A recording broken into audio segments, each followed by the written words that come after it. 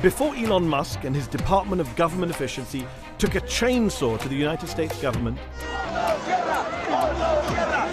there was Javier Milei. Seen by many as an inspiration for Musk's drastic cuts, Argentina's chainsaw-wielding president and self-declared anarcho-capitalist was elected in December 2023.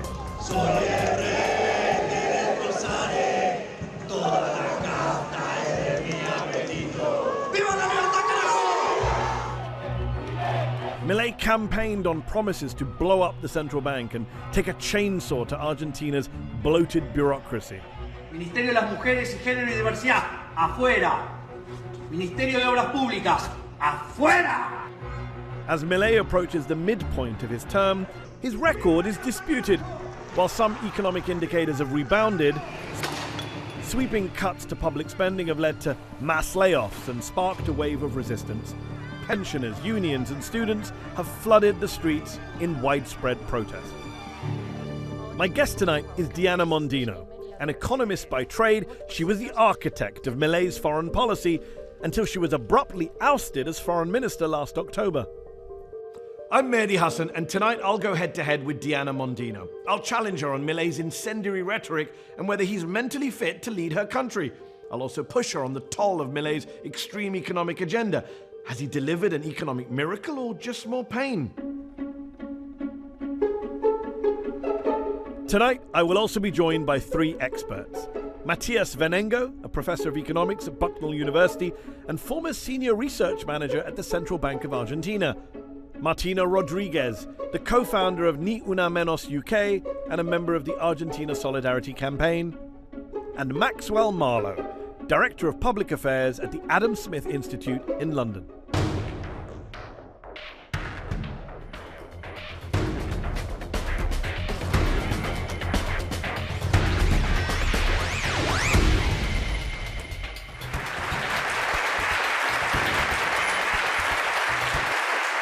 Diana Mondino, thank you so much for coming all the way to take part in Head-to-Head today. There is much to discuss. You served as foreign minister under President Javier Milei. This is a man who the critics would say gutted social programs, publicly insulted foreign leaders, his allies, called journalists the prostitutes of politicians.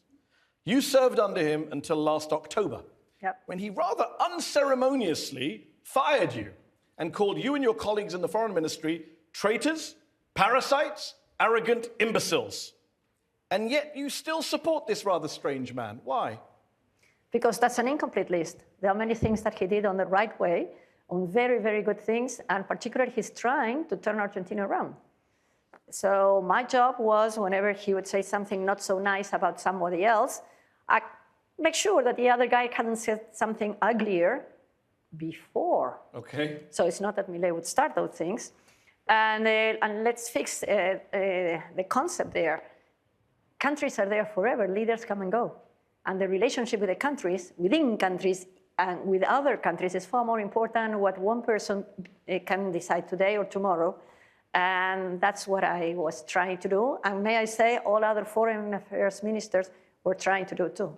You said that often when he said something rude about someone else had said something ruder to him first. Usually. So what did you say to him to make him call you an imbecile and a parasite? He didn't call me an imbecile and parasite. He did. Oh, I forgot that. He said in an interview, he said, I believe, referring to the foreign ministry that you were part of after he fired you, I'll tell you what, I straight up believe they are traitors to the country. They live in a parasitic life. They are fatally arrogant imbeciles. I don't think that really referred to people in general, to people in Well, the per se. interviewer said, are you referring to people at the foreign ministry? Yes. Yes, and he said, let me finish my word. Come on, you look at my husband. Let me finish. And he would say about the ministry, because there are rules and there are laws and there are things that come along. And one of the things that he's trying to do is change a lot of things in the government. It is true that some of the people that have been working in Argentina now and in the past in the Foreign Affairs Ministry believe that they own the only truth, but so does the president and so does everybody else everywhere.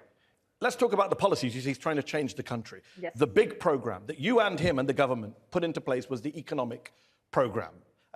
It's been called chainsaw economics by some. It first exacerbated Argentina's recession, pushed up poverty massively.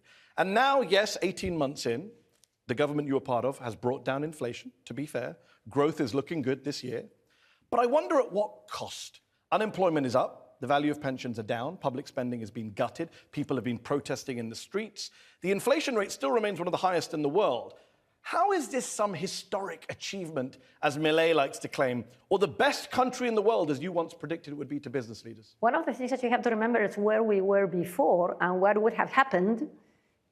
Of course, it's imagination. We don't know what really would have happened if the things kept on going that way. There's absolutely no nonsense in saying you cannot spend more than what you already have. Everybody in this audience cannot spend more than what you have, and you cannot keep on doing it for 8 decades.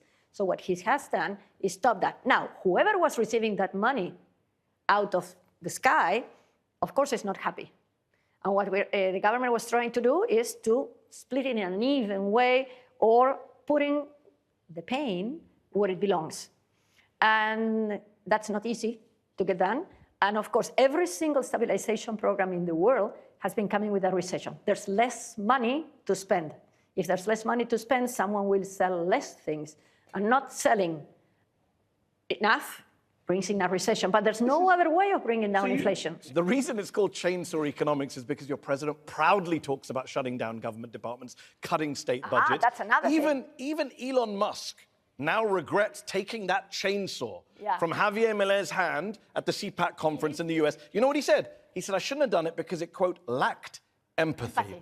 Isn't that the problem, that you and Milei look like you don't care about the poorest people in Argentina who are suffering on your watch? I believe you were the richest member of Javier Milei's cabinet. Definitely You've not had to. The public disclosures suggest that you were the wealthiest member of the cabinet. The Buenos Aires Times said that you were the wealthiest member with a... Well, maybe the one that declared, but I was not the wealthiest. But I wish I was. I wish I were. I'm not going to the Buenos Aires Times said you were the wealthiest. Let's say you were the second wealthiest. You're worth many millions of dollars. You've not had to worry about financial hardship. So it's easy for you to say we shouldn't spend more, we should make these cuts, but ordinary Argentines are suffering. Let me put it the other way around. Okay. There's a lot of people suffering right now. They were suffering even more before this government took office. And if you don't fix it, there will be no... That's not true. You pushed up the suffering last year. Poverty went over 50% in the first 6 months of last year. Where'd you get that figure from? It's called INDEC. It's the National Statistics Agency of Argentina. INDEC. I know, and at least something that can be said in favor of this government is that they are not tweaking the numbers of the previous government. Listen, there are things that are working the way we would want to, which is bringing down the total expenditure by fixing ministries, shutting down any areas. There's a lot of people that have lost their jobs, private and public sector. You know this, Diana, right? Unemployment is the highest level it's been since 2021. That is not a successful government. But let's be honest, this is not an economic project. This is an ideological project. Milei is a libertarian. You are all on that side of the spectrum that this government is bad. In fact, Milei says, and I quote, calling someone who pays taxes a taxpayer is like a rapist calling the woman he rapes a girlfriend.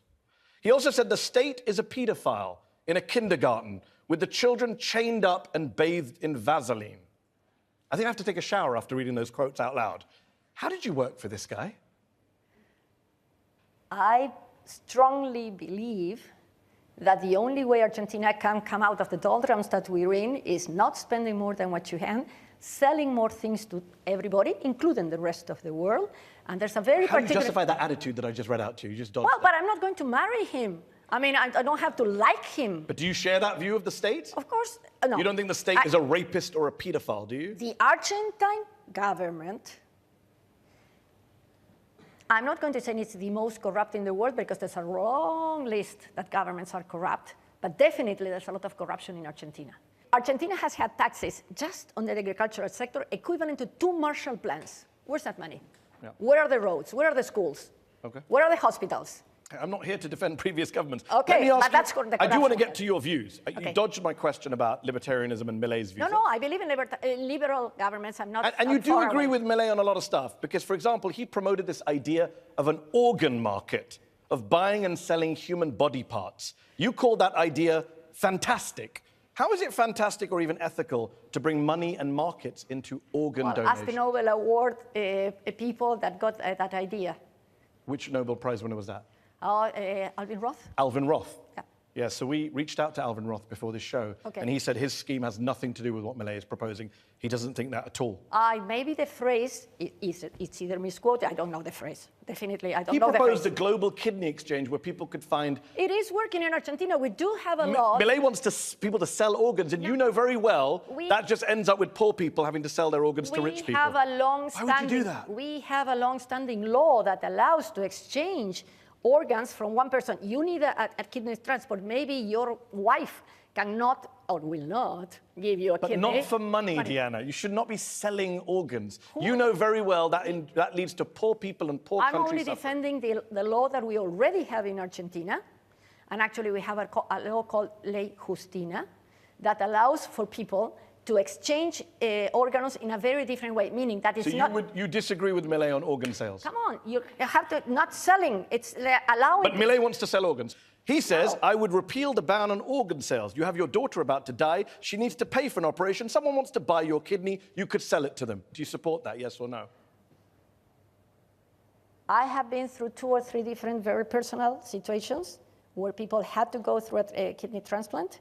One of them was a heart transplant, that was Justina, whose dad was my student, and they prepared the law, and there's no money. I'm going to have to ask you to answer the question. There's no money, as far as I know, included into that. If someone is doing something behind the lines, I am not aware of it. Do you agree with Milei saying you should be able to sell your kidney, yes or no? Me, I don't agree with that. Okay, we got there in the end. Let's go to our panel of experts who are... because you're twisting the argument. I'm not...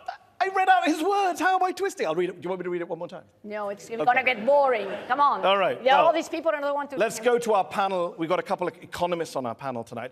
Matthias Venengo is a professor of economics at Bucknell University. He previously served as senior research manager at the Central Bank of Argentina. Matthias, you heard Diana say, what else could we do? Money can't fall out from the skies. You can't spend more than you receive. So what would you say as a critic of Milei's economic policies? So, first of all, there is an issue that I think it's an important confusion. When she says you cannot spend more than you have, nobody here can do that, because we don't have reserves in dollars in the central bank, and what we have to pay is the external debt. And so what we have is that exports are not sufficient to pay for that because a lot of wealthy people put their money outside of Argentina. She might not be the richest person in the cabinet, but maybe, you might have some money outside of Argentina. So what do you do? What Milei did, how did Milei hold the economy? The fiscal adjustments and all of those terrible things that you just told us about, and they are there, so you cannot deny those things. All of those things come from a fiscal adjustment that it's unsustainable because he will have to transfer money to the states and the provinces, and he has to pay the bills eventually, and he's not paying several bills. But those just gave pain. The stabilization is because he held the exchange rate. And he managed to do that because now he has the IMF, and holding the exchange rate holds the price of imported goods. So you can actually stabilize the economy without a lot of pain. Had you come into office in December 2023 instead of Milei and Diana Mondino, what would you have made your priority in government, economic? What would you have done? Inheriting this recession, 200% inflation, what would you have done? Significant transfers in pesos to the people at the bottom. And you need to, I would say, something that maybe she agrees, higher rates of interest to preclude capital flight and renegotiation of the debt. So holding the exchange rate to the extent that's possible. That would have allowed the stabilization of the currency, and it would have allowed less pain at the bottom. Maxwell Marlowe is also here from the Adam Smith Institute here in London. Maxwell, unemployment has climbed to a 4-year high in Argentina, 7.9%. There are still nearly 18 million people living in poverty. How bad does it need to get before someone like yourself, who I believe is a supporter of the Milei government's economic programs, says, actually, this is costing too much in terms of human suffering?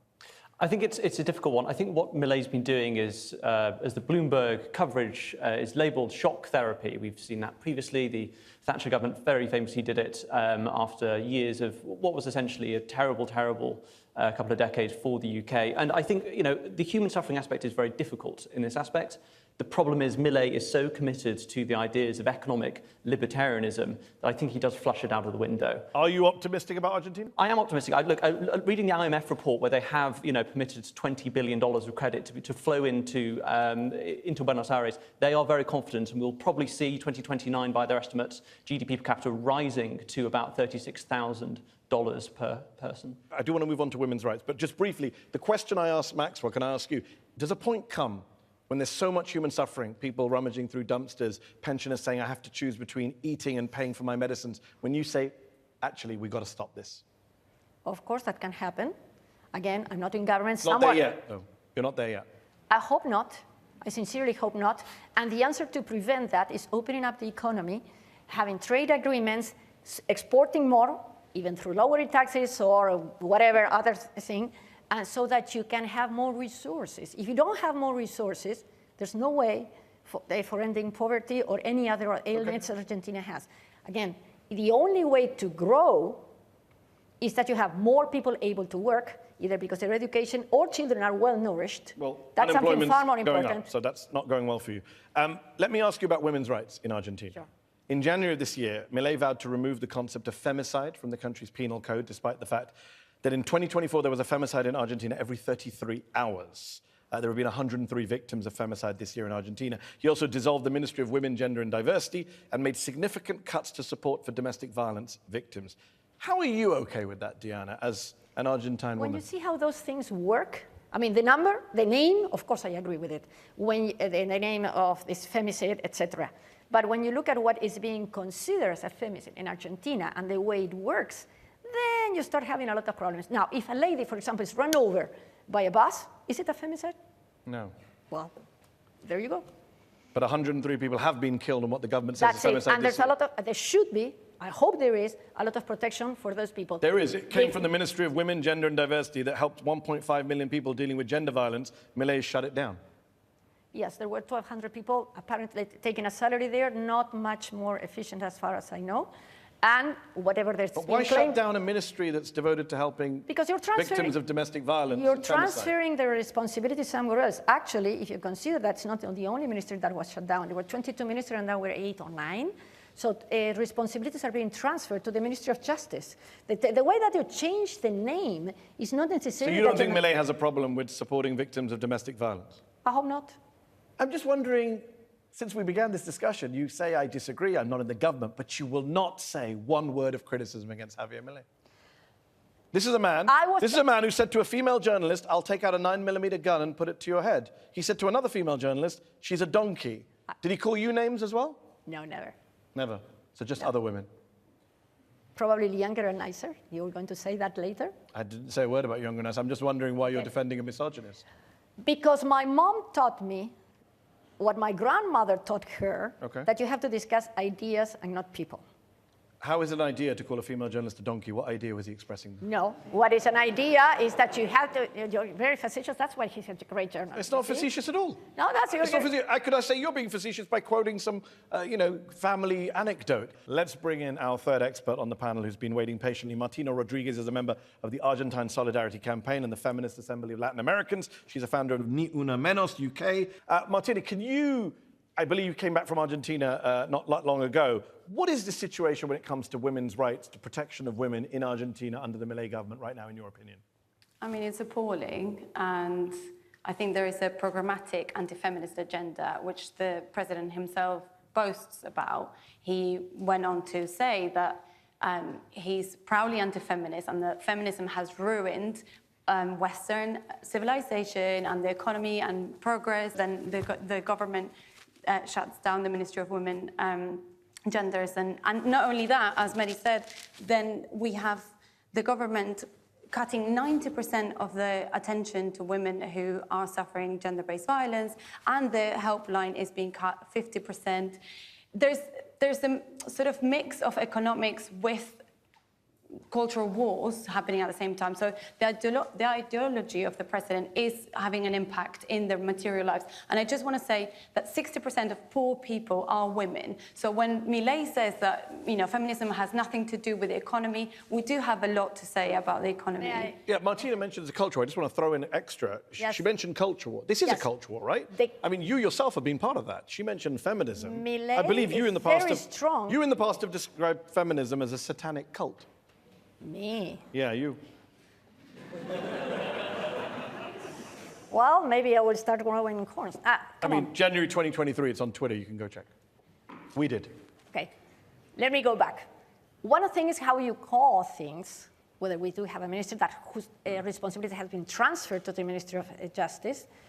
We have abortion law, probably one of the earliest countries. We have voting rights for Argentina for the last, 60, 70 years.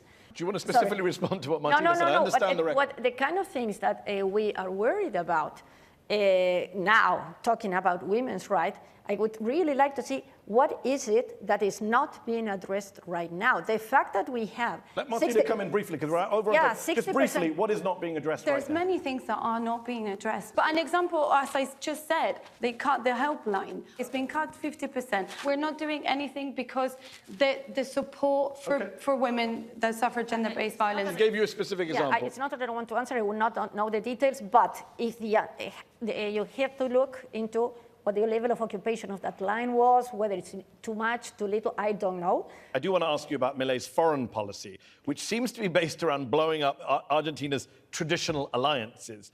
When he was campaigning for president, he called Brazilian President Lula an angry communist. He labeled Colombia's President Gustavo Petro a murderous terrorist. He fired you for voting against the US embargo on Cuba, which is a historic Argentine Latin American position. He said his foreign policy goal is to align with the US and Israel. So far tonight, you've defended his economic policies, his gender policies. Surely, I tried to explain. surely you don't defend his foreign policy too, do you? Actually, it was an integral part of the foreign policy, so I should be talking about that in detail and hopefully defend what we have done. The fact that he called someone names, I can vouch and I can be sure, and you can really find information about that we were okay with Brazil in a number of issues. The really relevant issues like immigration, education, trade, etc. We are very much in agreement, even though our leaders don't like each other. Now, my job was to make sure that the relationship in the private sector and in the rest of the public sector kept on working fine, and I think we succeeded reasonably well in maintaining those kind of relationships. Last question before I go to the break. A lot of people look at Milei and they see Netanyahu and Orban and Putin and Trump and Meloni, and they see this kind of global authoritarian alliance, people who aren't really interested in liberal democracy. What's your response to people who say that? That trade is the solution to all those problems. It's the answer for growth. And it's the answer for education and health. Otherwise, you can have no resources and no possibilities of exchange with anybody. That's the only place where you can work. And what you have to consider, okay, there are trade-offs all the time. I have to consider this or the other. We have to choose between two evils. Yep. Which one will help me export more? Which one will help me be friendlier to another country? How do I decide on education policies if I cannot have students from another country? That is the reason why you may have a cultural war on other stuff, you may have decisions on other things, but if you don't have that kind of agreement, that is not going to be growth. Diana Mondino, we're going to have to take a break right now. We've covered a lot in this part with our panel and with you. In part 2 of Head to Head, we'll hear from our very patient audience here in London's Conway Hall. We'll also be talking about President Milei's very particular style of leadership. Don't go away.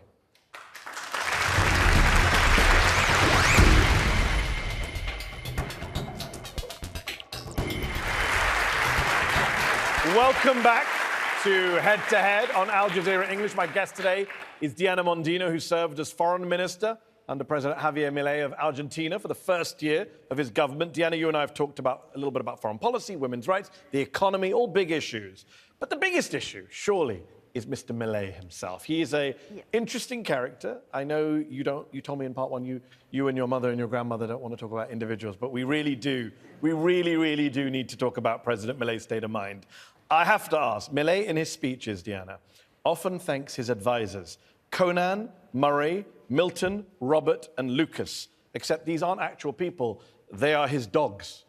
In fact, they are his dead dog, plus his dead dog's clones, who he apparently seeks counsel from on matters of government policy.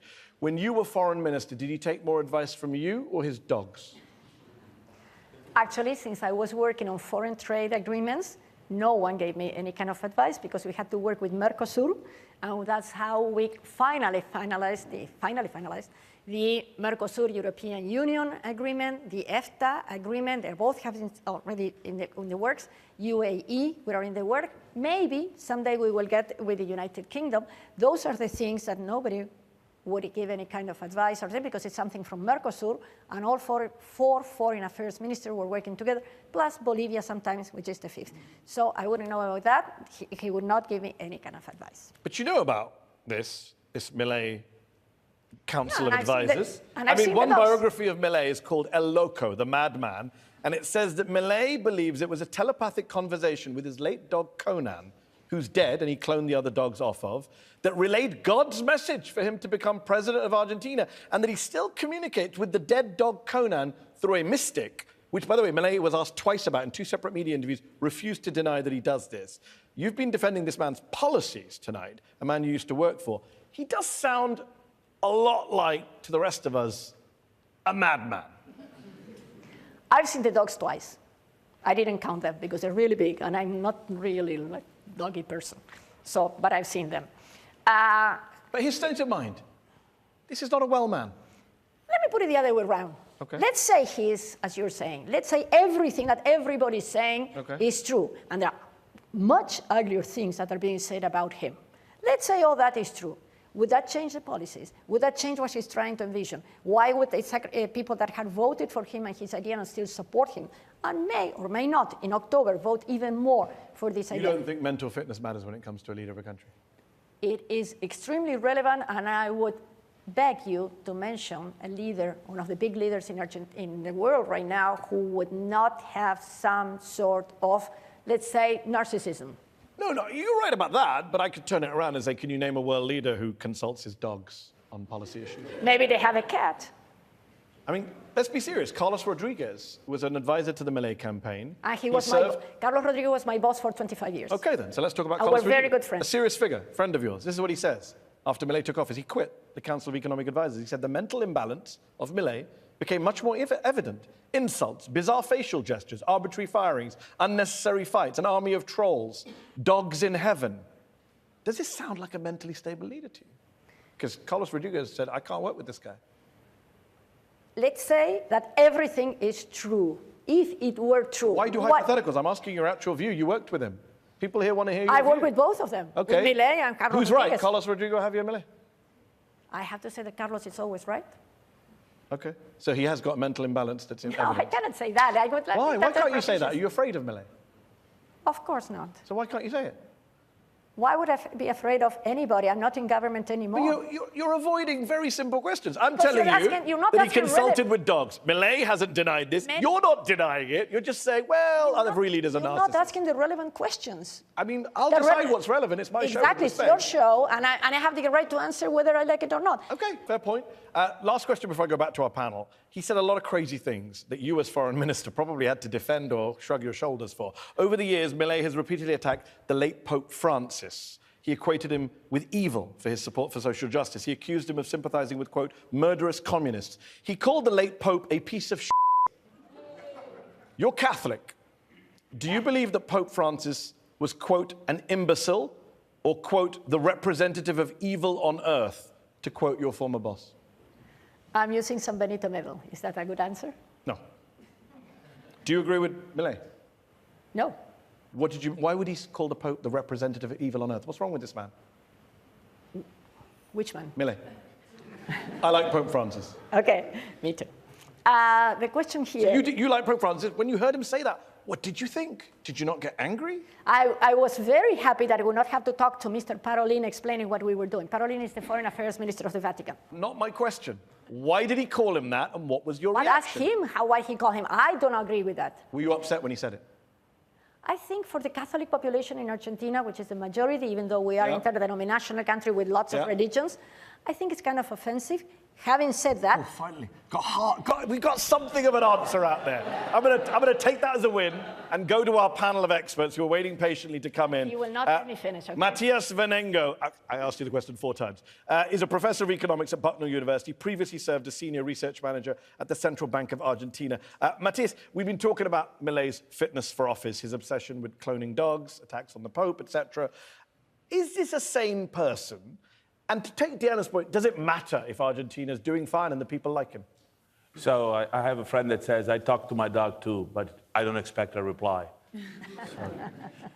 So I don't think he's fit. I think it's very clear that he's unstable. There are many other stories that speak to the fact that he's an unstable person. I think that part of the problems that Argentina have are that people have to come around and try to make things work because he is very unstable. He, for example, I think more into the economic area, he called China and all communist countries, the devil, and I'll never trade with them. But last summer, it was China and the swaps that allowed Argentina to maintain the exchange rate and stabilize. I negotiated that swap. Fair enough, but the point is, you had to go around because he's unstable, and he fired you for something that made little sense, that was discussed here before. So he is unstable. He pushes away people that may have sane solutions to problems, and I think it is a problem to have somebody unstable and unfit to be in office. Maxwell Marlowe is here for the Adam Smith Institute in London. Maxwell, I believe you've actually spoken to Milei. Is he crazy, or is he just saying crazy stuff to get attention, Boris Johnson style? I will caveat that by saying it was a very short conversation. We were inviting him to London to speak because we want to kind of see a loco in person. Okay. The reason he doesn't brush his hair is because he believes the invisible hand, Adam Smith's invisible hand, brushes it for him. He says some pretty mad stuff. Adam Smith himself was pretty mad. He famously put his socks in his teapot and tried to serve himself tea. There are mad, insane people out there, and we can look back at the Enlightenment where, Milei gets a lot of his ideas from. Some pretty mad people there too. I think he takes inspiration from those sorts of people. But I think it speaks wider to the kind of new age of politics we're in, where world leaders are able to say some pretty mad stuff and to try and get away with it. And I think a lot of it is to do with the tension. Do I think he's unstable? Yes, I think he is unstable. But if he is delivering for Argentina, which I think he is, I think the economy, is getting back on course and it is stabilising.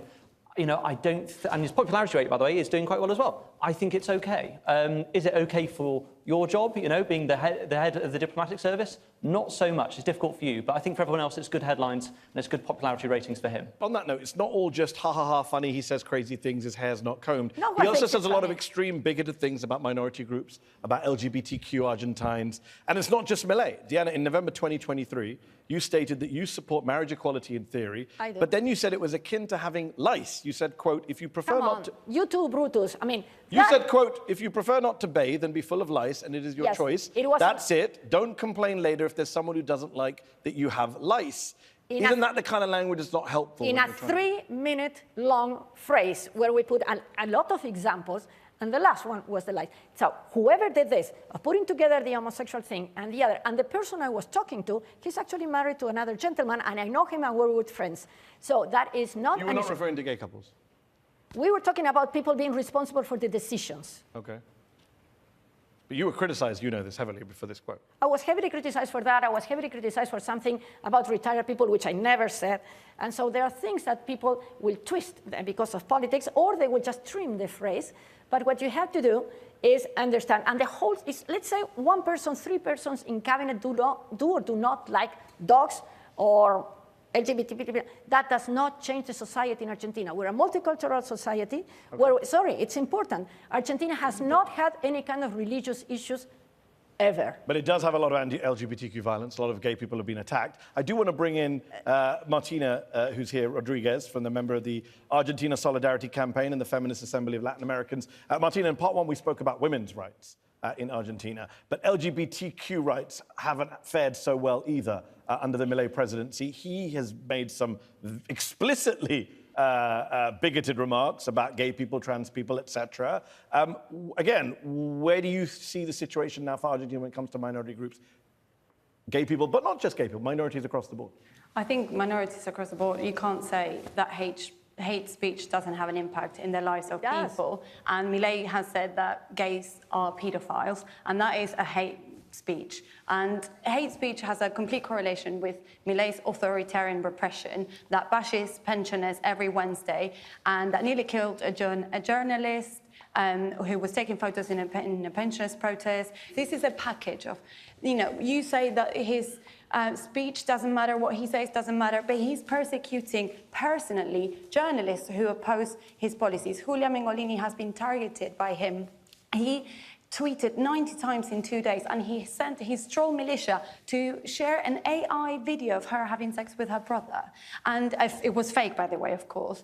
And now she and a lot of journalists are suing him because his policies are authoritarian. And sorry, one last thing. It's really funny that it's the party of freedom, that you only have the freedom to hate minorities, but not to criticize the government. Before I go to the audience, Maxwell, I do want to ask you one quick question. As someone who's from the Adam Smith Institute, supports free markets, is there a contradiction right now in the world where a lot of the leaders who are being praised on free markets, whether it's a Donald Trump or a Javier Milei or a Viktor Orban, also politically are quite repressive, as Martina was just laying out? They're very anti-free press, etc.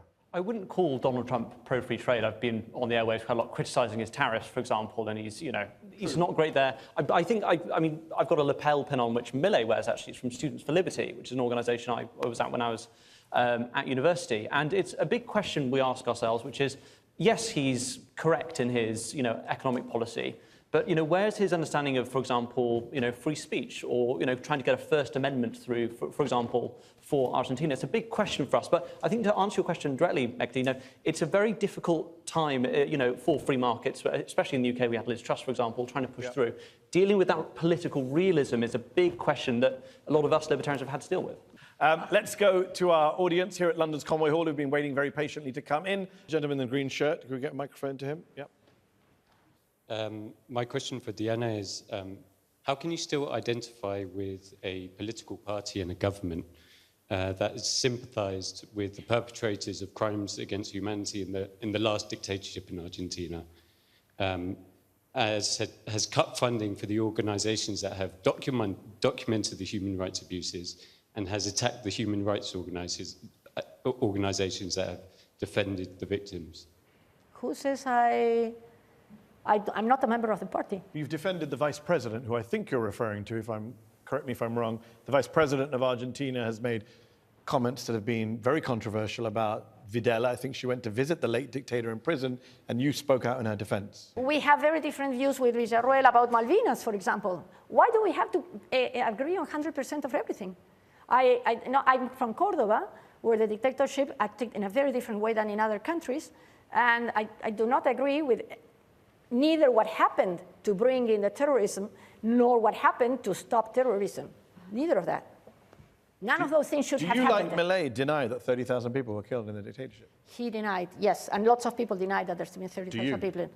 Actually, the only document that we have says that the only document that we have is 9,000 people, 30,000, and people were, the friends and family of the people that were killed got paid. If some people did not go and collect the money, it does not mean that they didn't exist.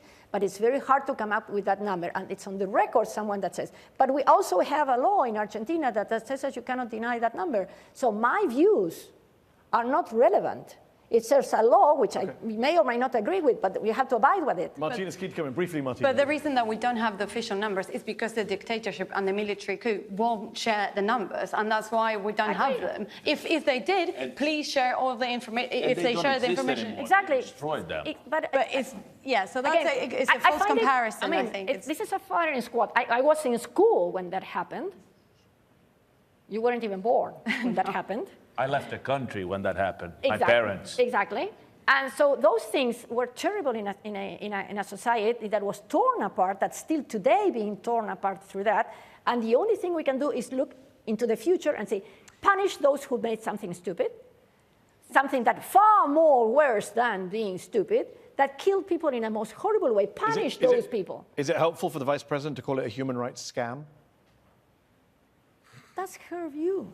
I don't agree with her view. Why should I agree? She's on the record. It, so that's what I'm asking. You have defended it in the past. I have defended the role that any vice president in Argentina has. Let's go back to the audience. There's someone in the back. Gentleman there in the black T-shirt in the back half of the hall. There's been a lot of talk about Milei's economic policies and how competent he is, and belief from some of the panelists that he's got sound economic policies. Recently, he tweeted about a crypto coin, which a lot of people invested in, which turned out to be a pump and dump scam and lost investors millions of dollars. And he's recently been cleared by his anti-corruption chief, which he had himself appointed. Convenient. How can we really say that this guy has sound economic policies and we can trust him when it seems like corruption is endemic to his government? I can add to that question whether you can see he's an economic genius if he doesn't understand something as clever as that. But my whole point, and I'm trying to convey that Argentina has to, the whole country needs to understand that we are in a different way, whether Milei dies tomorrow, hopefully not, or whoever comes into government, we have set up certain rules that will be guiding the problem. The Mercosur agreement with the EU has 3 different parts. Trade. You love talking about the Mercosur agreement yes, because with it's the going EU. to change Argentina. But the question was about the pump and dump scheme from Javier Milei earlier this year, where people, I think $250 million vanished. Diana, you brought up corruption. I didn't at the start of this show. Exactly. Is he a corrupt president? I hope not. And if he is, he will have to go to jail one day. Well, there are lots of lawsuits being put against him, both in Argentina and in New York courts. And if it's true... What do you think, Diana? I'd love to hear your view. I will tell you my view.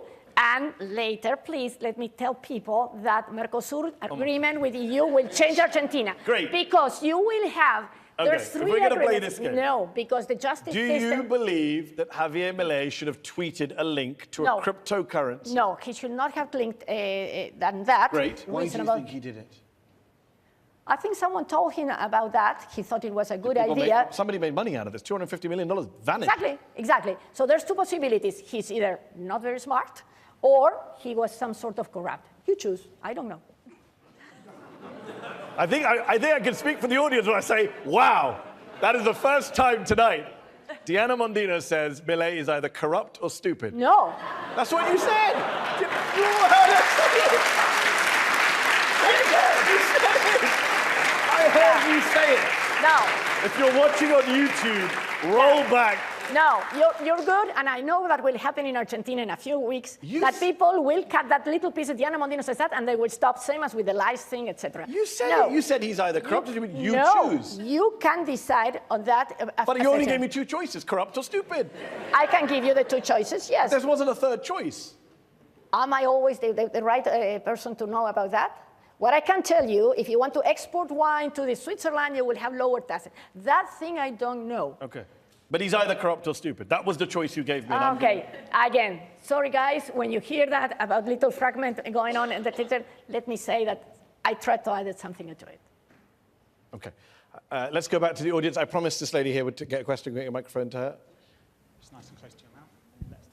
As an American college student, I witnessed police arrest classmates simply for peacefully protesting our university's ties to Israel. And I'm concerned for the global crackdown on free expression and assembly. How does Argentina justify its own response to pro-Palestine protests? As far as I know, there have been no difficulties with that in Argentina, neither arrests, not very strong protests. There have been protests, of course, but I don't think there were any arrests in Argentina. It must have been only in America. What about the broader point about free expression? There have been crackdowns on protests in Argentina. That's undeniable. Oh, yes. No, there have been. How did you feel about that in government? Milei came in very strong, libertarian, except a few protests. Very strong, and we cannot say the date, but a few days ago, there's been a new decree talking about whether social networks will be policed or not, and what subjects, etc. And so people say, oh, they're going to crack down on free expression, and people say, no, it's for terrorism. I don't know. It has just gone through the total legal process. Now, if that happens in Argentina, it would be extremely terrible. I was going to say regrettable, but it's far worse than that. If Argentina is drifting towards authoritarianism because of the personality of the president or because of any other reason, that would be regrettable. Okay. What I'm trying to say is that it's not yet there, though a lot of people see that as almost a certainty. Okay, so let's go to another lady. Let's go to the woman here at the front. Now, you are aware that President Milei's decision to appoint 2 justices to the Supreme Court in Argentina by decree was seriously criticized by the UN Special Rapporteur on the independence of judges and lawyers. Is this a threat to the rule of law, the circumventing of the Constitution and processes established in law to appoint judges? I'll try to make it a short answer, but it's difficult. That has happened more than once in Argentina. Unfortunately, it was not gone through Congress. No. Precisely, that precise recent attempt to appoint judges by decree, which was criticized, correct? Or do you agree with the Special Rapporteur? I'm not a lawyer. Everybody objected to that. So with my little scant knowledge, I agree with disagreeing that it should never have happened. Congress did not let it go through.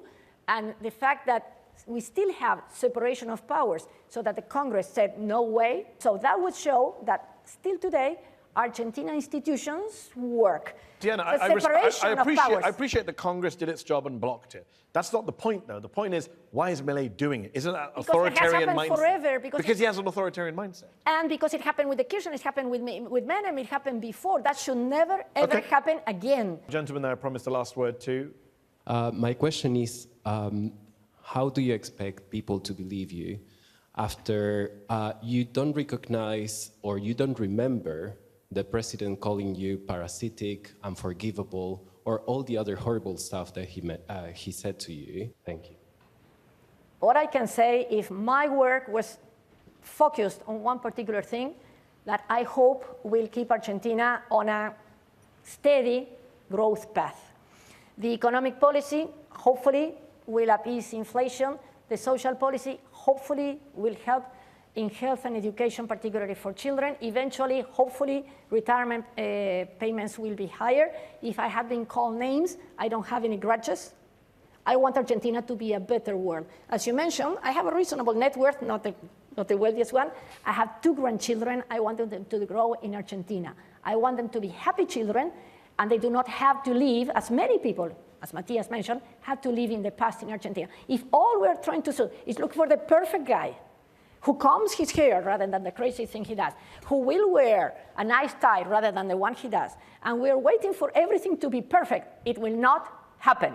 If you're waiting for something like that to be your spouse, it will not happen. No one is perfect. Argentina has an opportunity. Let's not squander it.